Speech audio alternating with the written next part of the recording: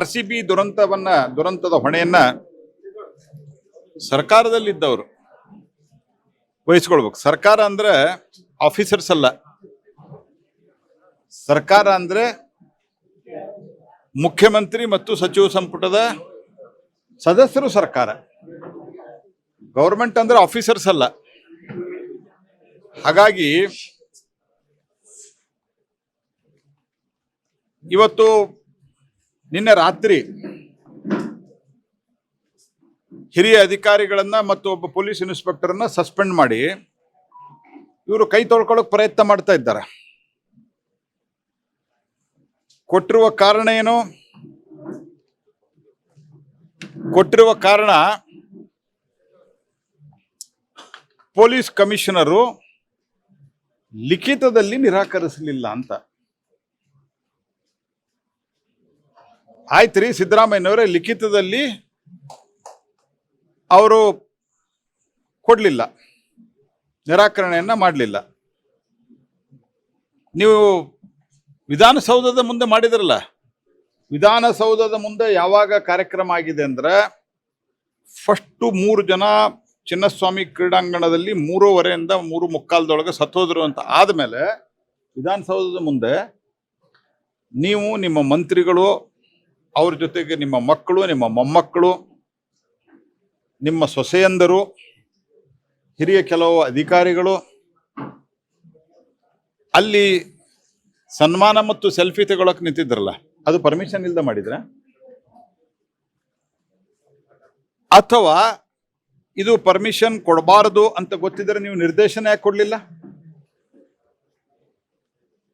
ಇದರ ಜೊತೆಗೆ ನಿಮ್ಮ ಉಪಮುಖ್ಯಮಂತ್ರಿ ಹೋಗಿ ಅವ್ರು ರಿಸೀವ್ ಮಾಡಿದ್ರಲ್ಲ, ರಿಸೀವ್ ಮಾಡಿ ಮೆರವಣಿಗೆಯಲ್ಲಿ ಕರ್ಕೊಂಬಂದು ಹೋಟೆಲ್ಗೆ ಬಿಟ್ಟು ಅಲ್ಲಿಂದ ಇಲ್ಲಿ ಕರ್ಕೊಂಬಂದು ಆಸ್ ಇಫ್ ಆ ವಿಜಯಕ್ಕೆ ಇವರೇ ಕಾರಣ, ಇವರೇ ಕೋಚಿಂಗ್ ಕೊಟ್ಟಿದ್ದಾರೆ. ಯಾರು? ನಮ್ಮ DK ಶಿವಕುಮಾರ್ ಸಾಹೇಬ್ರು. ಇವರೇ ಕೋಚಿಂಗ್ ಕೊಟ್ಟಾರ, ಹಿ ಇಸ್ ದಿ ಕೋಚ್ ಅನ್ನುವ ರೀತಿಯಲ್ಲಿ ಪೋಸ್ ಕೊಡುವಂಗೆ. ನಾನು ಬೆಳಿಗ್ಗೆನೂ ಹೇಳಿದೆ, ನಮ್ಮ ಉತ್ತರ ಕರ್ನಾಟಕದೊಳಗೆ ಒಂದು ಗಾದಿ ಮಾತಿದೆ, ಎರ್ಕೊಳ್ಳೋರ ಬುಡಕ್ಕೆ ಕುಡುದು ಅಂತ. ಅದನ್ನ ಇನ್ನೂ ಸ್ವಲ್ಪ ಹಳ್ಳಿಯ ಉತ್ತರ ಕರ್ನಾಟಕದ ಭಾಷೆಯಲ್ಲಿ ಹೇಳುದಾದ್ರೆ ಎರ್ಕೊಳ್ಳೋರ್ ಬುಡಕ್ಕೆ ಡೊಕ್ಕೊಳ್ಳೋದು ಅಂತ ಹೇಳ್ತಾರೆ ನಮ್ಮಲ್ಲಿ. ಅಂದ್ರೆ ಅವ್ರ ಮೇಲೆ ತಲೆ ಮೇಲೆ ನೀರು ಹಾಕಿ ಸ್ನಾನ ಮಾಡ್ತಾ ಇರ್ಬೇಕಾದ್ರೆ ಅವ್ರ ಕೆಳಗಡೆ ಇವ್ರು ಕೂತ್ಬಿಟ್ರೆ ಇವರು ಸ್ವಚ್ಛ ಆದ್ರು ಅಂತ. ಆ ರೀತಿಯಾದಂಥ ಈ DK ಶಿವಕುಮಾರ್ ಅವರ ಆಟಿಟ್ಯೂಡ್, ಗುಂಡಾಗರ್ದಿ, ಅಲ್ಲಿ FIR ದಲ್ಲಿ ಏನು ಉಲ್ಲೇಖ ಆಗಿದೆ? ನಾವು ನಿರಾಕರಿಸಿದ್ವಿ ಅಂತ ಉಲ್ಲೇಖ ಆಗಿದೆ. ನಿರಾಕರಿಸಿದ ಮೇಲೆ ಪರ್ಮಿಷನ್ ಕೊಟ್ಟವ್ರು ಯಾರು? Who gave the permission? ಇವತ್ತು ನೀವು ಒಬ್ಬ ದಕ್ಷ ಅಧಿಕಾರಿನ ಸಸ್ಪೆಂಡ್ ಮಾಡಿ ನೀವು ನಿಮ್ಮ ಜವಾಬ್ದಾರಿಯನ್ನ ನುಣುಚಿಕೊಳ್ಳಿಕ್ಕೆ, ಕೈ ತೊಳ್ಕೊಳ್ಳಿಕ್ಕೆ ಹೋಗ್ತಾ ಇದ್ದಾರೆ. ನೀವು ಮೊದಲು ನಿಮ್ಮ ಉಪಮುಖ್ಯಮಂತ್ರಿ ರಾಜೀನಾಮೆ ಕೊಡಬೇಕು ಮತ್ತು ಕರ್ನಾಟಕದ ಸರ್ಕಾರದ ಕೆಲವು ಮಂತ್ರಿಗಳು, ಉಪಮುಖ್ಯಮಂತ್ರಿ ಸೇರಿ ಬೇಗ ಇದನ್ನು ನಾವು ಸೆಲೆಬ್ರೇಷನ್ ಮಾಡ್ಬೇಕು, ಅವ್ರ ಜೊತೆಗೆ ನಾವು ಫೋಟೋ ತಕ್ಕೋಬೇಕು ಅಂತ. ಎದಕ್ ಬೇಕಾಗಿತ್ತು ನಿಮಗಿದು? ಇನ್ಫ್ಯಾಕ್ಟ್ ಇವ್ರು ಅಡ್ವೈಸ್ ಮಾಡಬೇಕಾಗಿತ್ತು. ಅಕಸ್ಮಾತ್ ಪೊಲೀಸ್ ಆಫೀಸರ್ ಕೊಟ್ಟರು ಇವ್ರು ಅಡ್ವೈಸ್ ಮಾಡಬೇಕಾಗಿತ್ತು.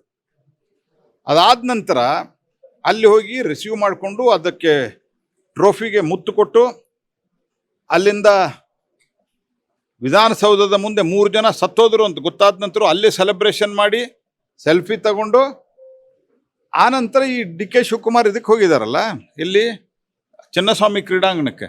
ಮತ್ತು ಅವ್ರ ರಾಜೀನಾಮೆ ಕೊಡೋದೇ, ಅವ್ರನ್ನ ಸಸ್ಪೆಂಡ್ ಮಾಡೋದು ಯಾವಾಗ? When are you going to suspend him mister Siddaramaiah? Drama ಮಾಡ್ತಾ ಇದ್ದಾರೆ ನೀವು. ಬೇರೆ ಎಲ್ಲ ಘಟನೆಗಳ ಬಗ್ಗೆ ನಿಮಗೆ ಮಾತನಾಡ್ಲಿಕ್ಕೆ ಬರ್ತದೆ. FIR ದಲ್ಲಿ ನಾವು ಪರ್ಮಿಷನ್ ಕೊಡೋದಿಲ್ಲ ಅಂತ ಹೇಳಿದ ನಂತರವೂ ಕಾರ್ಯಕ್ರಮ ಆಯಿತು ಅಂತ ಬಂದಿದೆ. ಯಾರು ಮಾಡಿಸಿದ್ರ ಹಂಗಾರೆ? ಮೊದಲನೇ ದಿವಸ ಏನು ಹೇಳಿದ್ರಿ ನೀವು? ಮ್ಯಾಜಿಸ್ಟ್ರೇಟ್ಲ್ ಎನ್ಕ್ವೈರಿ. 11 ಜನ ಸತ್ತಿರು ಅಂತ ಗೊತ್ತಾದ್ಮೇಲೆ ನೀವು ಮ್ಯಾಜಿಸ್ಟ್ರೇಟ್ಲ್ ಎನ್ಕ್ವೈರಿ ಅಂತ ಹೇಳಿದ್ರಿ ತಾನೆ? ನಿನ್ನೆ ಯಾಕೆ ತರಾತುರಿಯಲ್ಲಿ ನೀವು ಜುಡಿಷಿಯಲ್ ಎನ್ಕ್ವೈರಿ ಅಂತ ಹೇಳಿದ್ರಿ? ನಾವು ಮೊದಲೇ ದಿವಸನೇ ಹೇಳಿದ್ದೆ, ನಾನು ಹೇಳಿದ್ದೆ, ನಮ್ಮ ಅಧ್ಯಕ್ಷರು ಹೇಳಿದ್ರು, ನಮ್ಮ ಇಬ್ಬರು ವಿರೋಧ ಪಕ್ಷದ ನಾಯಕರು ಹೇಳಿದ್ರು ಜುಡಿಷಿಯಲ್ ಎನ್ಕ್ವೈರಿ ಮಾಡ್ರಿ ಅಂತ. ಹೈಕೋರ್ಟ್ ಸುವಮೋಟೋ ಕೇಸ್ ಯಾವಾಗ ತಿಳ್ಕೊಂತು ಅವಾಗ ಇಮಿಡಿಯೇಟ್ ಆಗಿ ಶಿಫ್ಟ್ ಮಾಡಿದ್ರೆ ನಿಮ್ಮ ಸ್ಟ್ಯಾಂಡು. ಹೋಗ್ಲಿ, ಜುಡಿಷಿಯಲ್ ಎನ್ಕ್ವೈರಿ ಮಾಡೋಕ್ಕಿಂತ ಮೊದಲು ಹೈಕೋರ್ಟ್ ಕನ್ಸಲ್ಟ್ ಮಾಡಿದ್ರ? ಒಂದು ನಿಯಮ ಇಲ್ವಾ? ಯಾವಾಗಾದರೂ ತನಿಖಾ ಆಯೋಗವನ್ನು ರಚನೆ ಮಾಡಬೇಕು ಅಂತಂದ್ರೆ ಸಂಬಂಧಿಸಿದ ಹೈಕೋರ್ಟಿನ ಮುಖ್ಯ ನ್ಯಾಯಾಧೀಶರನ್ನ ಕನ್ಸಲ್ಟ್ ಮಾಡಬೇಕು. ಇದು ವಾಡಿಕೆ, ಇದು ನಿಯಮ ಇದು.